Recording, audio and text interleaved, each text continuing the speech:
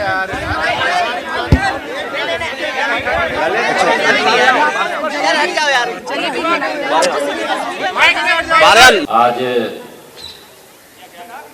देश के यशस्वी प्रधानमंत्री आदरणीय नरेंद्र मोदी जी के नेतृत्व में दिल्ली में 27 वर्षों के बाद एक ऐतिहासिक जीत दिल्ली के लोगों ने दी है। पिछले 10 वर्षों से दिल्ली में एक ऐसी सरकार जो झूठे सजाबाग तो दिखाती थी, बात तो बहुत ऊंची करती थी, परंतु दिल्ली के लोगों को जो मोदी जी ने योजनाएं चला रखी थी उनसे भी वंचित किया हुआ था। दिल्ली के आम व्यक्ति, दिल्ली का गरीब व्यक्ति अगर दुर्घटनावश किसी को कोई बीमारी आ जाती थी या कोई दिक्कत आ जाती थी, जो मोदी जी की आयुष्मान योजना है उससे भी वंचित किया हुआ था, लाभ नहीं मिल पाता था यहाँ के लोगों को। पिछले 10 वर्षों से यहाँ एक ऐसी झूठ का जो पूरा का पूरा औरा खड़ा किया गया और ये कहा गया कि मैं दिल्ली को स्वच्छ जल दूंगा, दिल्ली को स्वच्छ करूंगा, यमुना को स्वच्छ करूंगा और मैं वातावरण को शुद्ध करूंगा। पिछले 10 वर्षों में ऐसी सरकार दिल्ली में थी, अपने आप तो कुछ किया नहीं, दूसरे के ऊपर आरोप लगाती थी। ऐसा मुख्यमंत्री हमने पहली बार देखा कि अगर वायु प्रदूषण होता, हरियाणा के किसान को दोषी ठहरा देता, पंजाब के किसान को दोषी ठहरा देता कि पंजाब का किसान, हरियाणा का किसान पराली जलाता है और उसके कारण से दिल्ली में पोल्यूशन हो जाता है। यमुना के लिए बोला कि मैं इसको स्वच्छ करूंगा, साफ करूंगा। जब चुनाव आता है दिल्ली के लोगों से बोलता कि मुझे माफ कर दीजिए, एक समय और दे दीजिए, मैं इसको स्वच्छ करूंगा। और जब दूसरी बार वो समय लेने के लिए आया तो उसने दिल्ली के लोगों को कहा कि मैं 2025 तक अगर साफ नहीं कर पाया तो मैं वोट मांगने नहीं आऊंगा। अब वोट मांगने किस मुंह से दिल्ली के लोगों के पास जाता? हरियाणा पे आरोप लगा दिया कि जहर मिला करके यमुना के पानी में हरियाणा दिल्ली को भेज रहा है।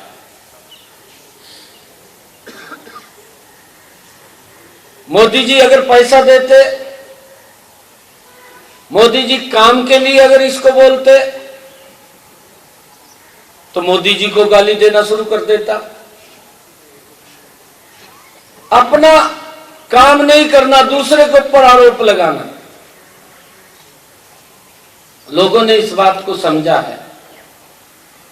दिल्ली के लोगों का हम दिल से धन्यवाद करते हैं कि उन्होंने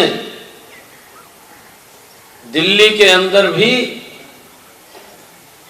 हरियाणा का मैंडेट, जो हरियाणा के अंदर 48 सीटें दी हैं, क्योंकि हमारे परिवार के लोग यहां रहते हैं, उन्होंने भी दिल्ली में 48 सीटें देकर के ऐतिहासिक जीत नरेंद्र मोदी जी की नीतियों को स्वीकार किया है।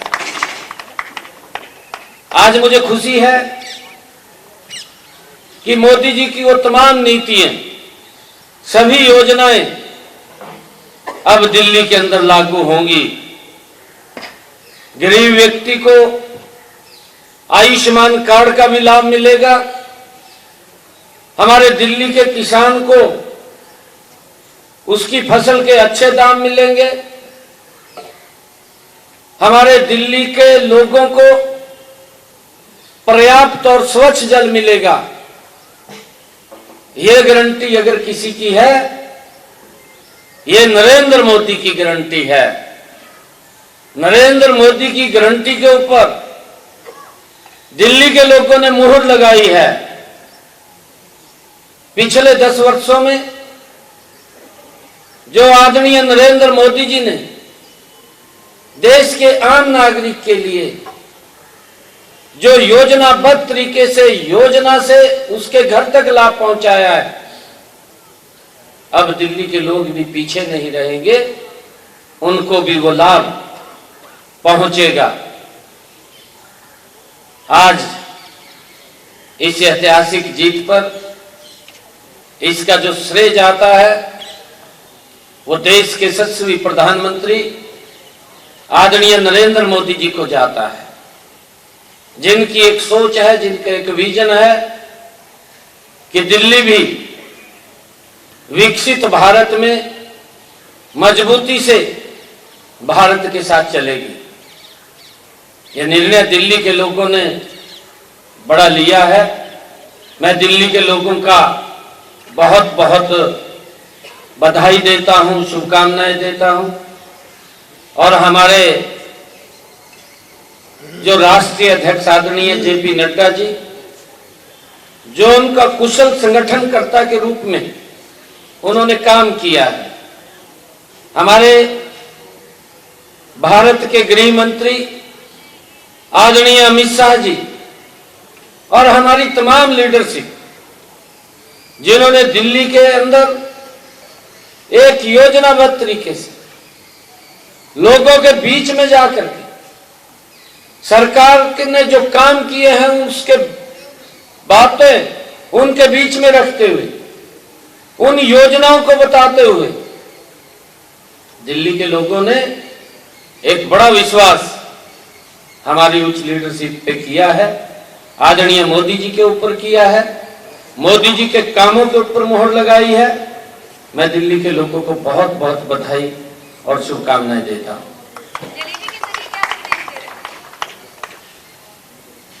देखिए, तीसरी बार दिल्ली में कांग्रेस पार्टी तो 0 पे आउट हुई है, उसकी हैट्रिक लगी है 0 पे। और जलेबी बंट रही है। हमने कहा था चुनाव के बीच में कि जैसे हरियाणा में जलेबी बंटी थी, फिर महाराष्ट्र में बंटी थी, अब दिल्ली में भी ये जलेबी बंटेगी। और जलेबी ये बंट रही है। मैं दिल्ली के अंदर चुनाव के बीच में भी एक दुकान पर जलेबी खाने के लिए गया था। मैंने वहां पर भी जलेबी खाई थी, काफी लोग आ गए थे, तो मैंने उनको भी जलेबी खिलाई थी और उनको कहा था कि 8 तारीख के बाद ये जलेबी बंटेगी, और जलेबी बंट रही है। आप सबको मैं जलेबी के लिए भी आमंत्रित करता हूं, आपके लिए भी जलेबी है। और मैं देख रहा हूं कि हमारे इसने कई प्रकार की जलेबी बना रखी है।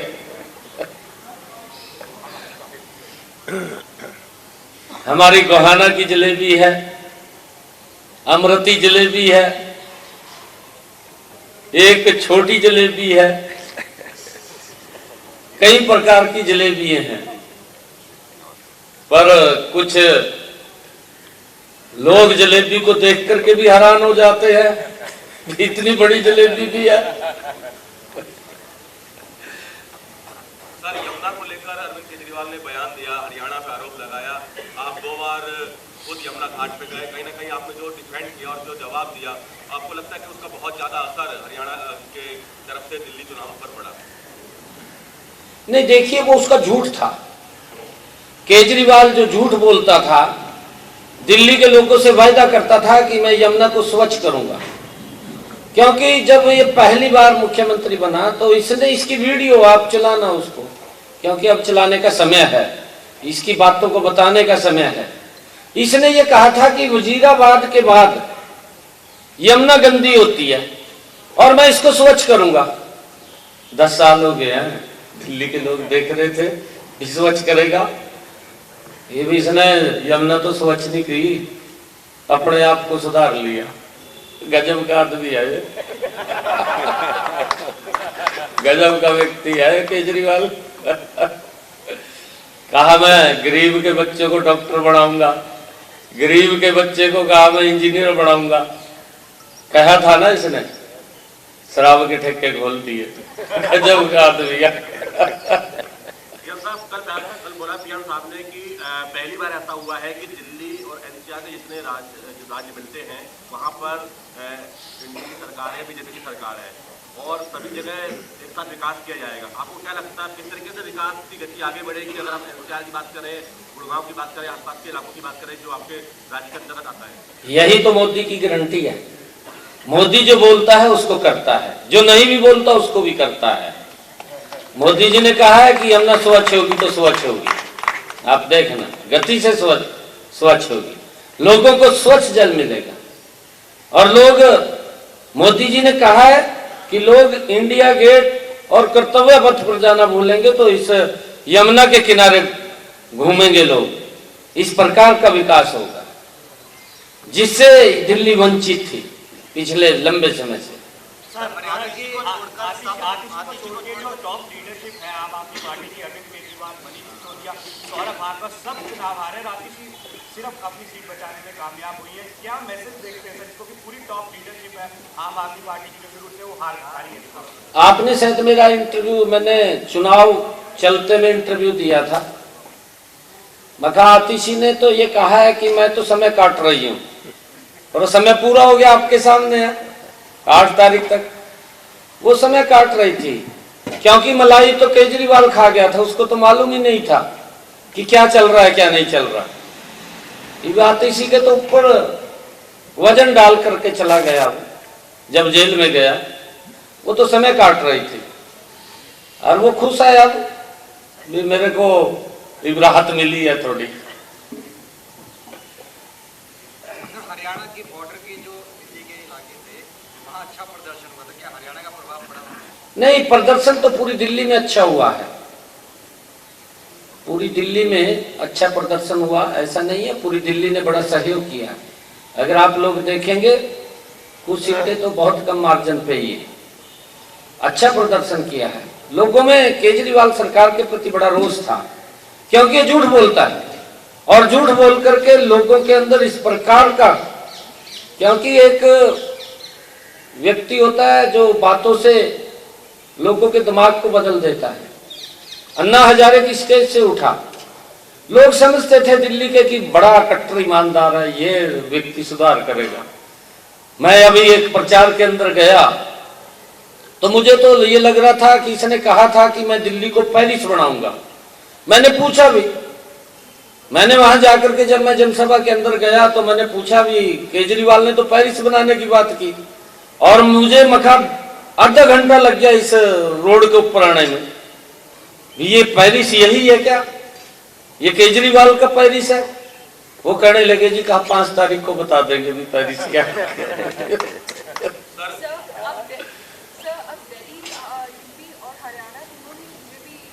राजस्थान भी है, हाँ जी हाँ। इसके ऊपर काम करेंगे ना, बिल्कुल काम करेंगे। मैंने कहा है ना काम करेंगे, आप देखना धीरे धीरे सब योजनाएं हैं उसके अंदर। पोल्यूशन मुक्त उसके अंदर, चाहे हम इलेक्ट्रिक वाहनों को बढ़ाएं और चाहे हमने जो मेट्रोज को बढ़ाया उसको और मेट्रोज को बढ़ाने की बात है। ये लगातार अलग अलग पोल्यूशन को कम करने के बहुत सारी योजनाओं के ऊपर सरकार काम करती है और हम गति से इनके ऊपर नरेंद्र मोदी जी के नेतृत्व में काम करेंगे ताकि ये पोल्यूशन कम हो। किसी के ऊपर आरोप मत लगाइए, आरोप लगा नहीं, हम क्या कर सकते हैं उसको कम करने के लिए। अब अगर हम देखें विपक्ष का जो विषय है, ये सारा का सारा इंडी गठबंधन की एक ही सोच है, एक ही सोच के ऊपर काम करते हैं। मैं अभी महाकुंभ के अंदर गया, महाकुंभ के अंदर गया, मैं हैरान रह गया कि इतनी बड़ी व्यवस्था और इतनी अच्छी व्यवस्था कुंभ के अंदर सरकार ने की है। मैंने आदरणीय प्रधानमंत्री जी का वहां पर मीडिया के सामने और आदरणीय योगी आदित्यनाथ जी का धन्यवाद किया। परंतु कुछ लोग होते हैं, वो अगर कहीं कोई कमी होती है, इतनी बड़ी व्यवस्था में कमी भी रह सकती है, अगर कोई कमी होती है उस कमी को ढूंढने के लिए जाते हैं।